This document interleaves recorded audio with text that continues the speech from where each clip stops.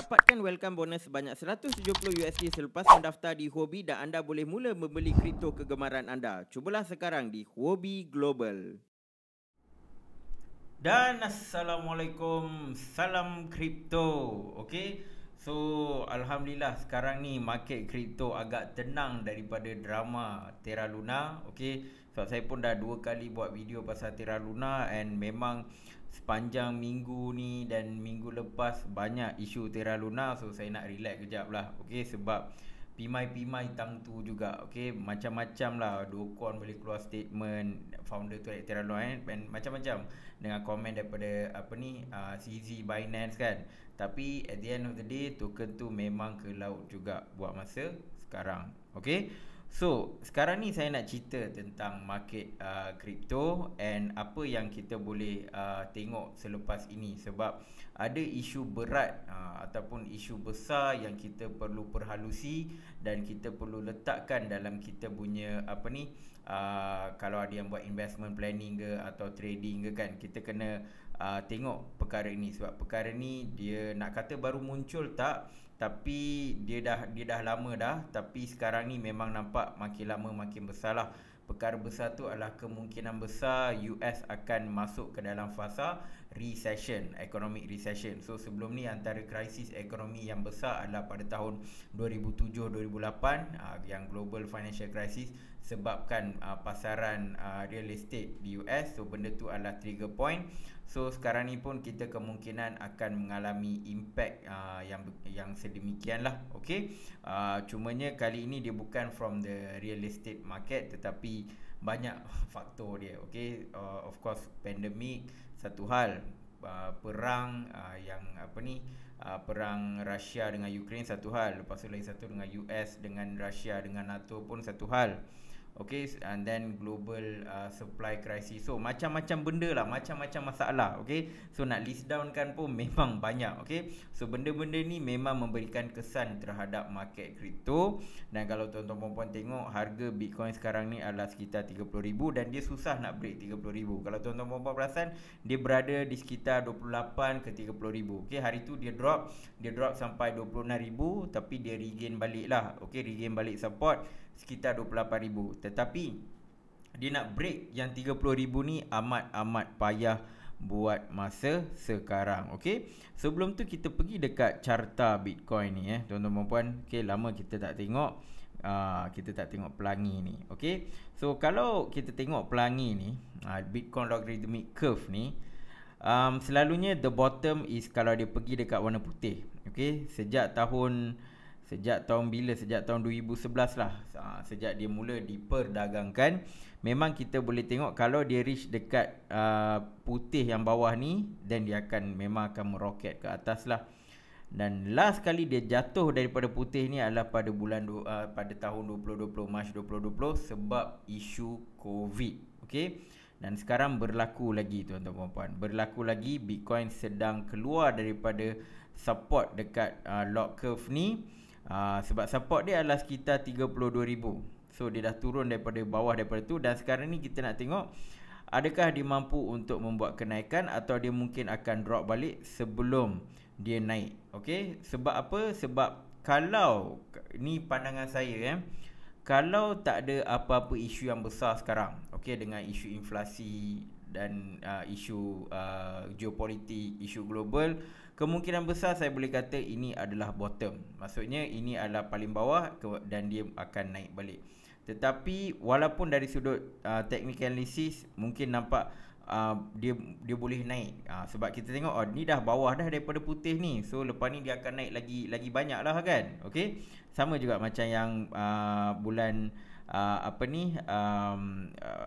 tahun 2020 ni, dia dah turun. Dalam seminggu ni dia turun mendadak lah. Dia turun dari 7,000 sampai 3,900. Lepas tu dia cepat-cepat dia naik balik pada minggu-minggu seterusnya. Tetapi kali ini berbeza. Okey, dia memang, saya besarkan sikit, dia memang nampaknya macam tak nampak dia nak naik balik. Dia nampak seolah-olah dia akan turun lagi. Okey, dan ini jarang berlaku di mana setiap minggu dia akan close merah. Dia akan, maksudnya setiap minggu dia jatuh pada harga yang lebih bawah. Selalunya dia bila dia downtrend, ada setengah waktu dia akan ada warna hijau. Kalau tuan-tuan puan-puan tengok sini, adalah dia pergi mendata sikit, lepas tu baru dia turun. Ini dia macam setiap minggu dia turun. Setiap minggu dia turun, dan kita nak tengok minggu mana yang dia akan mula menunjukkan warna hijau. Okay, so far tak nampak lagi lah. Ada lagi 3 hari, mungkin perkara ini boleh berubah. Okay, tapi so far kita tak nampak lagi. So that's why bagi saya nak jadi terlampau bullish untuk Bitcoin buat masa sekarang ni agak sukar. Okay, sebab walaupun kita memang mengharapkan yalah Bitcoin untuk naik lebih tinggi dan sebagainya, tetapi perkara yang kita nampak dekat chart ni tidak dapat kita elakkan lah. Okay, kita tak boleh nak ignore. Okay, dan memang jelas kalau kita buka lah on the daily chart, saya buka dalam time frame lebih kecil, daily chart pun kita boleh tengok dia memang apa ni, okay, dia memang bentuk macam bull flag macam ni, dan dia turun. Okay, ini pun kalau tengok lagi besar, ini pun nampak macam bull flag. Nampak macam bull flag. Dia memang sedang mengalami penurunan lah. Okay, so memang itu yang kita boleh nampak dekat chart buat masa sekarang. Okay, so sekarang ni mungkin ada yang tertanya-tanya, okay tak nak beli Bitcoin sekarang dan sebagainya. Bagi saya terpulang pada tuan-tuan puan-puan, tapi kalau saya tengok ni, bagi saya kalau dia berada di sekitar 24k, itu memang peluang yang terbaik lah. Saya personally tunggu pasang pukat dekat 24k. Tetapi kalau dia berada bawah 30k pun, bagi saya ia adalah pembelian yang baik juga. Okay, as long dia kurang daripada 30k, bagi saya baik. Cumanya dari sudut technical analysis tu, saya nampak dia mungkin ada lagi ruang untuk ke bawah. Jadi of course kita nak beli dengan harga yang lebih murah lah. Okay, sebab kalau kita tengok dekat sini tuan-tuan puan-puan, ini memang clearly dia tunjuk support dia semakin lemah. Okay, kalau kita tengok candlestick ni, dia tunjukkan support semakin lemah. Cuma sekarang ni dia tengah hold support sekitar zone ni. Dari 32k sampai 28k ni dia akan trade dekat sini.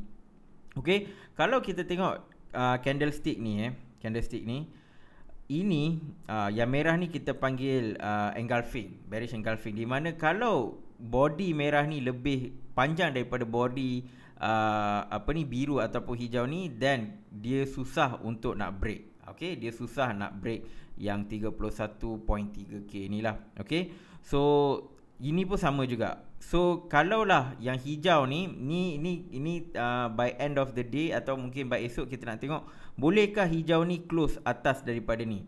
Kalau hijau ni tak boleh close atas daripada ni, then dia akan drop lagi. Okay, so resistance sekarang ni, okay, dia dekat testing 30.3k, dan next resistance adalah 31.2k.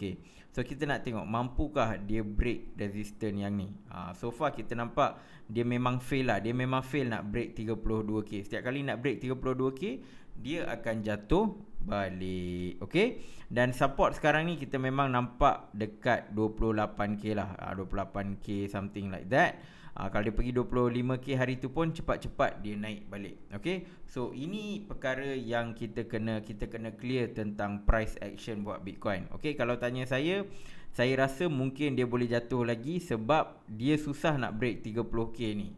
Makin lama makin susah dia nak break. Tapi mungkin saya salah, mungkin dia boleh break. Cuma based on apa yang saya tengok sekarang, dengan isu semasa dan sebagainya, susah untuk dia nak break. Okay, so buat masa sekarang, nak kata ini adalah bear market, macam mungkin bear market 3 tahun 4 tahun, susah saya nak beranggapan begitu, sebab clearly Bitcoin sedang ikut pasaran global. Kalau tiba-tiba pasaran global dah makin positif, saya rasa Bitcoin pun akan naik juga. Okay, so buat masa sekarang Bitcoin dia menempelkan diri dia dengan pasaran saham. Okay, so kalau S&P 500 mula menunjukkan peningkatan, of course Bitcoin pun akan meningkat. Okay, so ini untuk Bitcoin. So kita tengok Ethereum pula. Ethereum pun sama juga, on logarithmic chart dia tak pergi sampai putih ni. Dia tak pergi sampai 880. Itu yang bagusnya Ethereum. Ethereum masih boleh tahan lah dia punya support. Okey, kalau dia pergi dekat 874 ni lah, dan kita kena risau lah.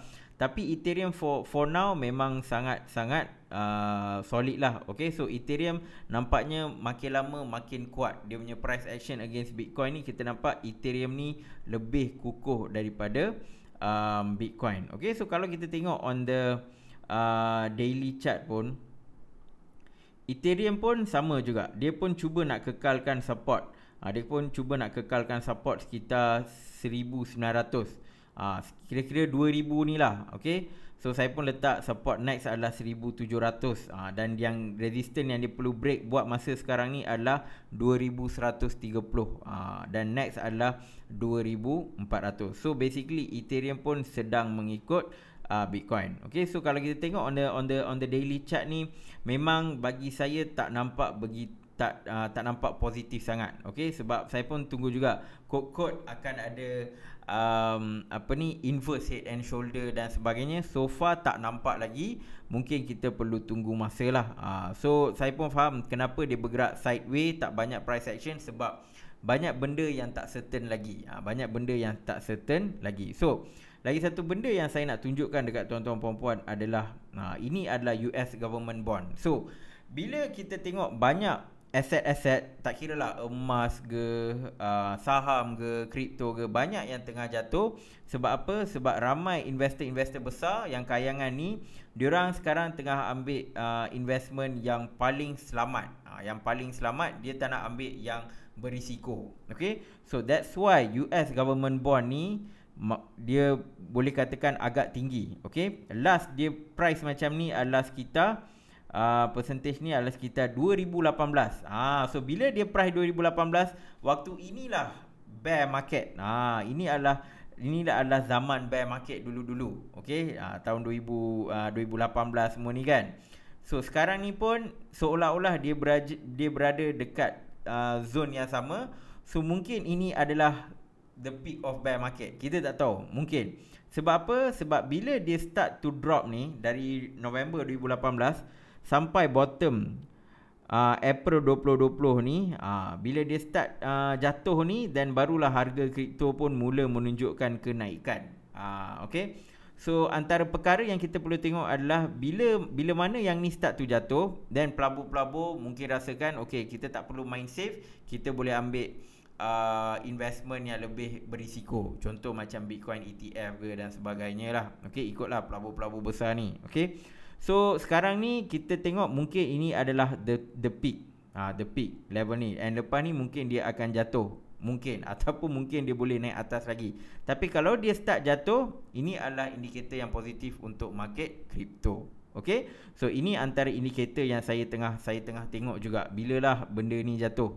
Okay, lagi satu adalah of course S&P 500. Okay, so yang ni pun saya dah bagi tahu kenapa market kripto ataupun especially Bitcoin ikut S&P 500.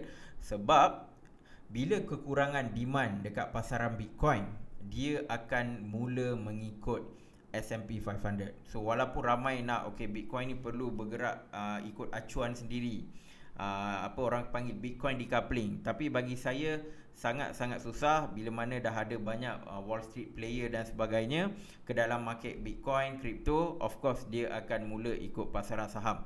In a way, bagi saya benda ini bagus. Mula-mula saya rasa geram juga kan, kenapa dia nak ikut pasaran saham. Tapi bila saya fikir balik, kalau Bitcoin, orang nak jatuhkan Bitcoin sekarang ni, dia kena jatuhkan pasaran saham. So adakah kerajaan US nak jatuhkan pasaran saham? Semata-mata nak jatuhkan value of Bitcoin dan juga cryptocurrency. So bagi saya benda ni buat masa sekarang ini adalah langkah terbaik di mana Bitcoin tempekkan diri dia dengan pasaran saham. Sebab kalau pasaran saham, of course US dan sebagainya takkan biarkan pasaran saham US jatuh selama-lamanya. Dia akan ada waktu uncertain. uncertain, tapi eventually dia akan naik. So selagi dia follow pasaran saham, dan dia akan terus naik lah. Okay, so buat masa ni memang ini adalah tindakan yang terbaik bagi saya untuk Bitcoin ikut je pasaran saham. So kalau pasaran saham ni tak menentu macam sekarang, of course harga kripto jatuh, harga Bitcoin jatuh. Tapi bila dia start naik balik, dan kita boleh berharap agar Bitcoin punya price akan naik. Sebab bila harga Bitcoin naik, harga-harga kripto yang lain pun akan turut naik juga. Okay, so ini adalah lagi satu indikator yang kita kena perhatikan sepanjang musim downtrend untuk Bitcoin ni. Dan dua perkara yang amat penting sekarang ni yang kita kena monitor adalah US Consumer Price Index ataupun CPI, ataupun dalam bahasa Melayu adalah peratusan inflasi. Okay, peratusan inflasi. So sekarang ni kalau kita tengok latest report dia keluar adalah 8.3%, kurang 0.2%. Okay, so kalau pada bulan Mac,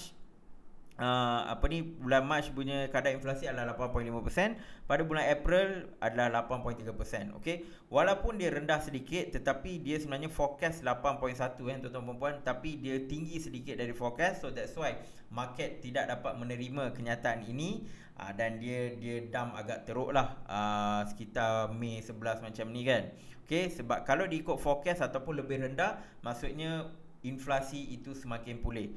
Sekarang ni dia 8.3, walaupun nampak rendah, tetapi susah untuk mengatakan bahawa ini ada 8.5 tu adalah tertinggi. Sebab boleh jadi sekarang 8.3 kan, tengok-tengok dia naik jadi 9, boleh jadi. Okay, that's why market tidak begitu bullish, sebab mereka merasakan mungkin inflasi ni boleh naik lagi dia punya peratusan. Tetapi memang agak tinggi lah compare to beberapa puluh tahun lepas ni. Memang sekarang ni agak tinggi. Okay, last tinggi macam ni pun bila tuan-tuan dan puan, sekitar bila ni, 1979. Okay, 1970, 1980-an kan, waktu tu dia 10% macam tu. Okay, so adakah kita mungkin akan pergi sampai 12% dan sebagainya, which is sangat-sangat tinggilah kadar inflasi. Okay, so bagi saya susah lah saya nak jangkakan benda ni, sebab ini mungkin pakar ekonomi lebih tahu. Tetapi apa yang pasti sekarang ni adalah, saya tak nampak kadar inflasi ni boleh turun atas dua faktor.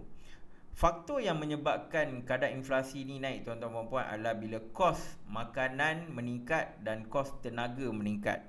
So kalau kita tengok kos makanan sekarang ni isu sekarang ni, Kedah to ramp up rice production in wake of global food security crisis. So semua negara sekarang ni ada ketakutan food security. Kalau kita tengok Sri Lanka pun memang teruk lah negara dia, di mana penduduk dia kena catu, kalau tak silap saya kena makan 2 hari sekali. Kalau tak silap saya Sri Lanka memang sekarang teruk. Even menteri dia pun, Perdana Menteri, Presiden dia semua dah cabut lari. Menteri-menteri yang lain semua tu memang kena bantai dengan rakyat dia lah, sebab semua memang marah. Okay, sebab memang satu memang isu supply chain dan sebagainya, tetapi ahli politik dekat Sri Lanka pun boleh tahan juga dia punya ceroi dia. So memang down lah Sri Lanka sekarang ni. So benda ni mungkin boleh jadi dekat negara-negara lain, especially kalau ahli politik tak betul. Okay, so sekarang ni ini adalah antara ketakutan yang ramai yang rasa, antara sebab kenapa food security ni mengalami sedikit krisis adalah selain perang yang menyebabkan Russia start to halang pengeksportan gandum. Ukraine pun sebab dah kena serang, susah dia nak eksport gandum. So mereka ni adalah player besar dalam pengeksportan gandum. Okay, so bila dia effect, dia akan berikan chain reaction. Dan selain daripada perang adalah isu macam climate crisis. Ada setengah tempat tu mengalami kemarau secara tiba-tiba, kemarau tak dijangka di setengah tempat dekat US, dekat Afrika. So ini menyebabkan all this food crisis jugalah. So banyak negara sekarang ni dia stop import, dia lebih fokus dia stop export. Dia lebih fokus untuk menghasilkan makanan untuk rakyat negara mereka. Okay, so ini yang inflation related dengan makanan. Okay, so bila supply makanan tu, dia basically demand and supply tuan-tuan dan puan. Bila supply kurang, demand sama ataupun demand naik, harga barang akan naik. Okay, so benda ni selain daripada makanan, berlaku juga dekat tenaga. Dengan of course, bila berlaku perang Rusia dan sebagainya, dia menjejaskan harga minyak, sebab minyak adalah pembekal tenaga, pembekal tenaga utama. Okey, kita gunakan minyak sebagai kereta nak gerak, import export, semua pakai minyak. So bila minyak jadi semakin mahal, of course bila supply kurang, bila ada isu global war dan sebagainya kan, supply kurang, demand sama, harga minyak pun akan naik. Okey, so sekarang ni masalah yang berlaku ni of course disebabkan oleh orang lah.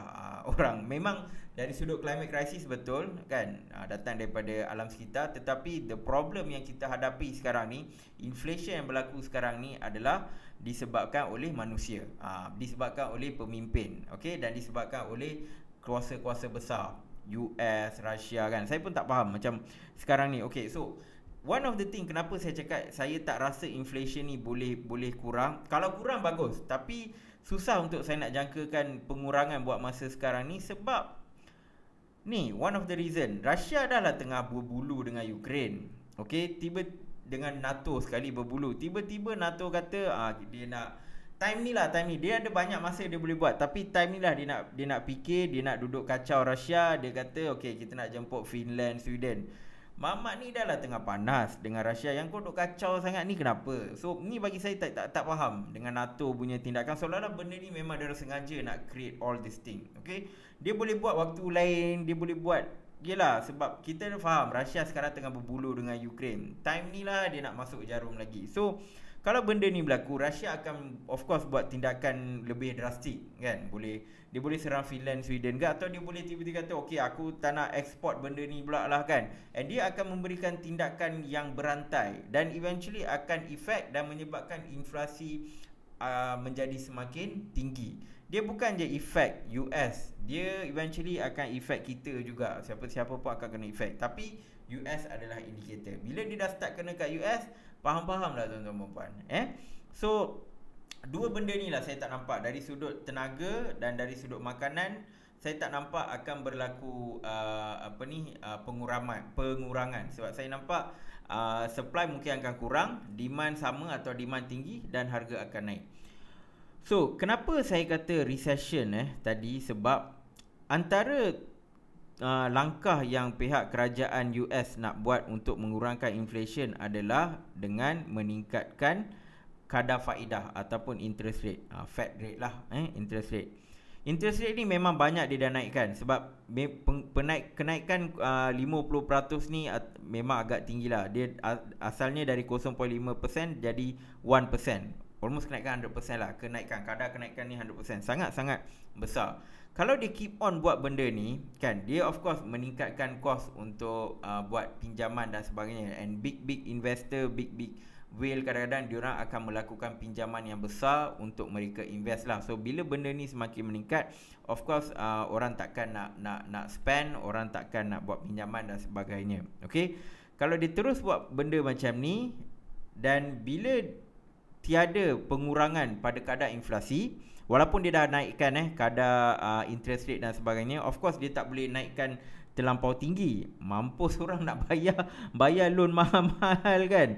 Memang dia tak boleh buat terlampau tinggi lah. Ni pun paling tinggi dia buat bila 1984. Ni waktu-waktu tahun 70-an 80-an lah, bila kadar inflasi tinggi, dia naikkan juga kadar interest dia. Okey. So kalau dia naikkan terlampau tinggi, even pada tahun 2008 pun okeylah naik 2%, tak naik tinggi sangat. Tapi kalau dia terus buat benda macam ni, maksudnya dia akan masuk ke fasa recession. Sebab apa? Sebab langkah yang dia buat sekarang ni untuk menaikkan interest rate ni tidak berjaya untuk mengurangkan inflasi. Okey? So far tak nampak lagi. So far nampak agak berkesan sedikit lah, sebab dia berjaya kurangkan kenaikan dia. Okey, dari 8.5 dia kurangkan ke 8.3. Okey, so nak kata tak berjaya tak boleh juga, tapi memang kena tengok lepas ni adakah dia akan berkurang lagi. Kalau usaha yang dilakukan untuk meningkatkan interest rate ni dapat kurangkan kadar inflasi, dan okey, maksudnya dia dapat kawal lah, dia dapat kawal kegawatan ekonomi sekarang. Tapi kalau dia naikkan juga interest rate ni, inflation tak turun, then kita akan menghadapi masalah yang besar. Okay, that's why saya kurang sedikit nak bullish terhadap market kripto ataupun Bitcoin, sebab saya nampak Bitcoin akan ikut pasaran global. Okay, pasaran saham lah. Okay, paling senang kita nak relate pasaran saham. Of course, pasaran saham akan react very badly, akan react sangat buruk terhadap apa yang akan berlaku kalau masuk dalam recession, kegawatan ekonomi. Okay, so benda ni kita kena fahamkan tuan-tuan puan-puan. Memang time-time ni orang akan datang. Setengah orang yang tak tahu pasal market dan sebagainya, dia akan datang, aku dah cakap dah kripto ni akan jatuh, aku dah cakap dah Bitcoin akan masuk harga RM0 dan sebagainya. Time ni dia akan datang cakap, aku dah cakap. Tapi tuan-tuan puan-puan kena persiapkan mental, sebab benda Bitcoin ni dia bukan benda kecil-kecil sekarang. Dia dah ikut pasaran global. Dia dah ikut pasaran global.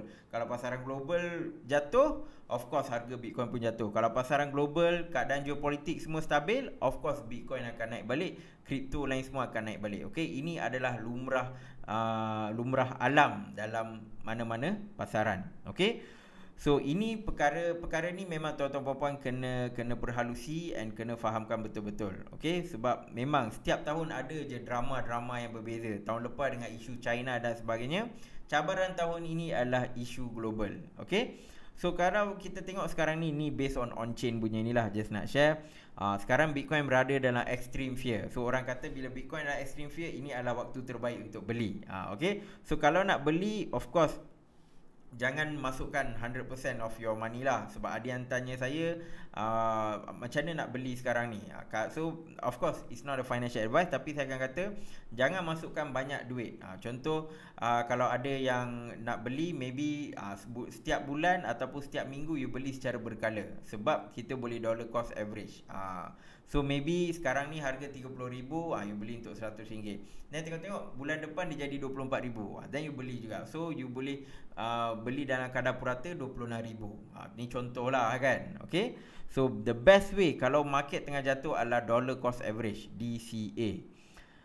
And then seterusnya kita tengok Nupal ni pun penting juga. Ini yang kita nak tengok tahap emosi, emosi dan juga pergerakan harga Bitcoin. So usually kalau dia dekat bahagian euforia ataupun greed ni, ini adalah waktu terbaik untuk jual. Tetapi tuan-tuan dan puan, Bitcoin tak pernah masuk bahagian greed ni. Dia tak pernah. Ni yang warna merah ni lah kita boleh tengok. Yang kalau kita tengok merah ni, dia tak pernah masuk bahagian greed. Okey, paling tinggi pun dia masuk bahagian belief lah. Lepas tu dia start turun. Okey, kalau kita tengok sebelum-sebelum ni, tahun 2013, tahun 2017, dia at least sentuh sedikit bahagian greed ni. Okey, especially tahun 2011, 2013 ni lah, dia sentuh banyak Tapi sejak tahun lepas dia tak pernah masuk bahagian tu. Paling tinggi pun dia dekat bahagian belief denial ni lah. Okay. So that's why saya kata bull market ni tak lengkap. Tahun lepas ni kan, dia memang tak betul-betul sampai lah kalau kita nak tengok dari sudut Nupal ni. Dan sekarang ni dia sedang masuk di fasa fear. Takut. Orang sekarang tengah takut. Kalau kita tengok dulu, dia latest tahun 2020 waktu coronavirus mula datang, dia masuk fear, tapi dia cepat-cepat recover. Okay, so sebelum tu pula pada sekitar 2019 pun sama juga. Dia lepas bull run, dia jatuh sampai capitulation. So mungkin dia boleh jatuh sampai capitulation, ataupun mungkin dia akan berada di sekitar hope and fear. Then dia boleh buat kenaikan balik. Sebab apa? Sebelum ni dia tak masuk fasa greed bila dia bull run. Dan sekarang ni bila fasa nak jatuh ni, mungkin dia tak akan jatuh terus ke capitulation. Dia berada di hope and fear, and then dia buat kenaikan balik. Ini pandangan saya lah. Okay. Dan lagi satu point yang sangat menarik saya nak tunjuk kat tuan-tuan dan puan adalah realized price. Ini adalah harga sebenar Bitcoin. Harga sebenar based on purata lah. Purata berapa banyak Bitcoin orang beli dengan tahap harga yang berbeza-beza. So dia dah puratakan. Dan lepas dia puratakan, ini adalah harga dia sekitar 24,000. Okay, 24,000 tuan-tuan dan puan. Dan harga sekarang ni sangat-sangat dekat dengan harga realized price ataupun nilai sebenar Bitcoin. So all this while kalau kita tengok dekat chart ni, bila mana dia pergi bawah daripada harga sebenar, itu adalah waktu terbaik untuk kita beli Bitcoin. Contoh ni tahun 2015 ni kan, bila dia pergi bawah ni, ini adalah zone yang menarik untuk beli. Lepas tu waktu bear market 2018, ini adalah zone yang terbaik untuk beli. Lepas tu waktu corona ni, waktu terbaik untuk beli. Dan sekarang ni, kalau bear market memang dia akan trade dekat bawah ni tuan-tuan dan puan. Maksudnya bila dia turun rendah daripada 24,000 and dia berada, contoh dia berada dekat 20,000 untuk masa beberapa bulan dan sebagainya, itu adalah bear market. Itu adalah bear market sebab apa? Sebab dia berada pada harga yang lebih rendah daripada nilai sebenar. Itu adalah kita panggil undervalued. Okay? So all this while sejak 2020 April ni memang dia overvalued. Overvalued, and sekarang ni dia datang balik ke paras yang 24,000 lah. Dah nak dekat dah dengan dia punya realized price. Okay, so ini adalah antara indikator yang sangat menarik. So that's why saya kata kalau Bitcoin pergi 24,000, memang itu adalah bagi saya jackpot lah. Kalau nak beli banyak sikit, okay. So usually bila dia pergi realized price, dia akan naik balik tuan-tuan dan puan. And dia punya realized price makin lama semakin tinggi. Semakin lama semakin tinggi sebab apa? Ramai yang mula beli Bitcoin sekarang ni. Even macam Michael Saylor buat pembelian dan sebagainya. Ni adalah antara benda yang contribute kepada dia punya realized price lah. So kalau tuan-tuan dan puan tengok, harga realized price ni dia selalunya akan mendata pada jangka masa yang agak lama. Okay? So kalau kita tengok pada tahun 2020 bila dia start naik bulan waktu tu, kita boleh tengok realized price dia daripada 8,000 terus naik sampai 19,000 macam tu. Tapi sejak April 2021, ini yang dia first drop tuan-tuan dan puan, sampailah sekarang kenaikan dia realized price dia tak begitu tinggi, dari 18 sampai 24,000, tidak begitu tinggi. So eventually bila harga sekarang ni, harga pasaran ni jumpa dengan harga realized price ni ataupun mungkin trade bawah sedikit, itu adalah pembelian yang terbaik. Sebab apa? Sebab kemungkinan besar dia akan naik lebih tinggi selepas itu. Lepas fasa bearish ni dah selesai, dia akan naik lagi tinggi lah. Lepas isu global ni semua selesai, dan dia akan naik. Okay, so ini adalah pandangan saya on the current market for cryptocurrency. So kita dah boleh lupakan isu Luna, Terra Luna dan sebagainya. Of course, isu Terra Luna ni memberikan sedikit perspektif ataupun pandangan negatif terhadap market kripto, tetapi kita kena tengok long term. Benda macam ni selalu berlaku. Akan ada kes besar atau isu besar yang bersangkut paut dengan kripto. Exchange besar kena hack ke dan sebagainya. Cuma kali ni apa naratif yang dimainkan adalah naratif stablecoin. So benda yang bagus, bukan nak kata bagus lah, benda yang kita boleh tengok lepas ni adalah regulation. Akan berlaku regulation untuk stablecoin. Okay, sebab apa? Sebab Terra Luna dah bagi bola tanggung dah dekat kerajaan US. So sekarang ni kita akan tengok macam mana kerajaan US nak gunakan isu ni untuk bawa stablecoin regulation lah. Sebab of course dia akan bawa stablecoin regulation sebab kerajaan-kerajaan akan bawa stablecoin mereka sendiri, iaitu CBDC. Okay, so next kita akan tengok apakah plan ataupun naratif ataupun helah yang dia akan kerajaan US akan buat untuk bawa CBDC. Okey, sebab kita kena faham setiap negara ada cara dia nak buat CBDC. Kalau tahun lepas China agresif. China kita tahu di negara diktator, so dia memang agresif. Dia kata kita akan ban Bitcoin, kita akan ban tu, ban ni, so that dia boleh bawa CBDC. US tak boleh bawa style China. US negara demokrasi kan. So dia kena buat cara halus. So itulah yang sekarang sedang berlaku. Okay, so itu saja sedikit sebanyak topik kita tentang market kripto sekarang. So siapa yang rasa cuak dan sebagainya, boleh hold dulu sebelum market buat kenaikan, dan nak beli balik pun boleh. Tapi bagi saya yang paling terbaik adalah buat DCA, dollar cost average, setiap bulan ataupun setiap minggu, ikut kemampuan masing-masing. Okay, so itu saja daripada saya. InsyaAllah kita akan jumpa di dalam video akan datang. Assalamualaikum dan salam kripto.